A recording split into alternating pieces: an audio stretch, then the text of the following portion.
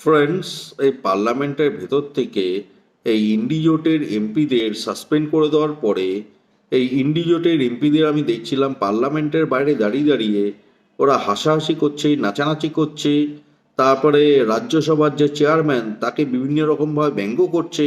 হ্যাঁ, এই যে ইন্ডিজোটের এমপিরা যারা নাচানাচি করছে, তারা যে অপরাধ করেছে পার্লামেন্টের ভেতরে দাঁড়িয়ে দাঁড়িয়ে, এরা এটা স্বীকার করবে না? হ্যাঁ, এরা তো পার্লামেন্টের কাজকে এগোতে দিচ্ছিল না, পার্লামেন্টের মধ্যে চেঁচামেচি করছিল, অসভ্য আচরণ করছিল। তো পার্লামেন্টটা কি চেঁচামেচি করার জায়গা? হ্যাঁ, এদেরকে তো সাসপেন্ড করতেই হবে, তাই না? দেশকে উন্নতির পথে নিয়ে যেতে গেলে এদেরকে তো সাসপেন্ড করতেই হবে।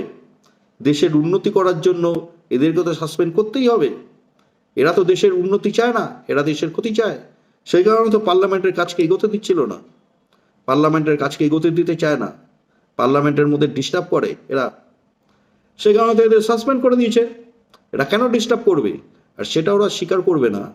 ওদের কেন বার করে দিয়েছে, ওদের কেন সাসপেন্ড করা হয়েছে, সেই কারণে ওরা এই রাজ্যসভার চেয়ারম্যানকে উল্টাপাল্টা কথা বলছে, হ্যাঁ, ব্যঙ্গ করছে। এরা হচ্ছে দেশের শত্রু। এই ইন্ডিজোট, ইন্ডিজোট হচ্ছে দেশদ্রোহী জোট, দেশের শত্রু, ভারতবর্ষের শত্রু। একবার চিনে নাও ইন্ডিজোটকে, এটা হচ্ছে বিষয়।